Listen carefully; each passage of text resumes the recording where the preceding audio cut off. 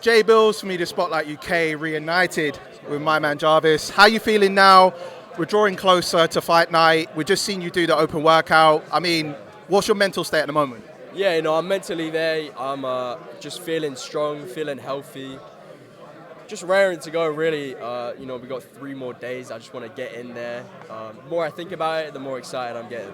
We just seen like Tom Zanetti like just get into the ring with you. Because I tend to find like obviously with the FaceOff that you had. Is it a thing where you feel that he's trying to get into your head in terms of like some of the tactics, in terms of like, possibly the trolling that he seems to be doing, obviously the energy that he's coming out with? Yeah, so obviously he's trying to get out of my head. Boxing is kind of like, half of it is like a mental game to try to break down the fighter before the fight. And, for me personally, it's not going to work because I have one goal in mind, and that is to, put him in the ground. So that's all I'm thinking about.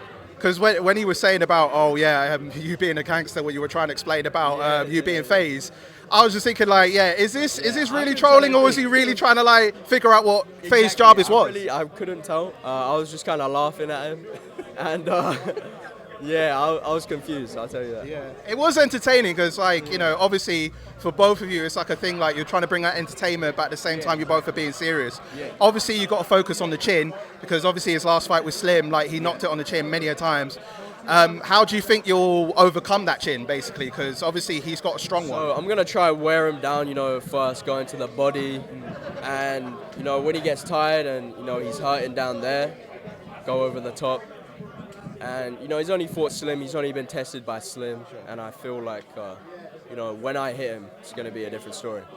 About a month ago, you said on your YouTube, you said that you would, like, with KSI, he put out a tweet saying that he would face the winner of the Kingpin tournament.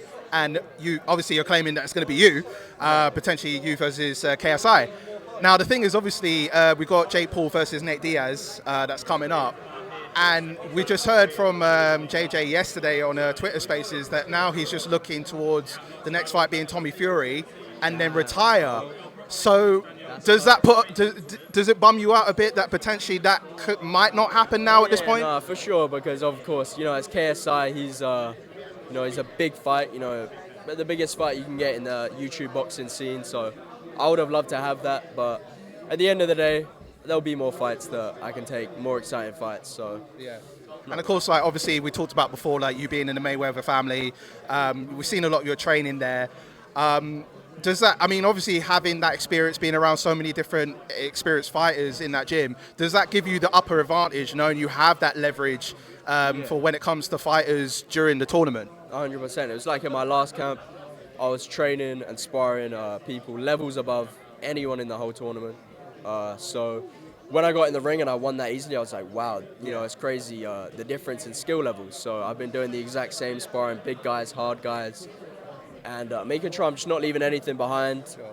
And I'll be ready for anything. Yeah.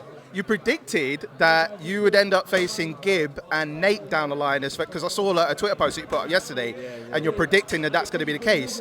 What do you see in Gib? Obviously Gib, like he's going to have his match with Broom, but specifically with Nate. Obviously he's technically gifted. He's been, sparring with. He's been doing fights with head guards and stuff. Yeah. What do you see in Nate and Gib in terms of like potential future opponents? Should you win your fight with Tom Zanetti? So for Gib, he likes throwing a lot of combos, going inside, moving around. I think if I can just keep my jab out, keep moving around him, I can do my thing, listen to my coach. Yeah. He'll find openings for me, and I'll use them. And then Nate he's a big guy, so it's about going on the inside, working inside, in out, just wearing him down. And finally, I saw the face-to-face with Kenny and my mate Nate yesterday, and there was a few guys, including yourself, that were saying that Kenny could be a cakewalk through this tournament, and he said that you're only butthurt because he put you at the bottom of his ranking list. What's going on there, bro? I love having a bit of like back and forth with Kenny. It's all love. Okay. But the way I see it, in his last fight, he didn't really let his hands go too much. He was kind of being reserved.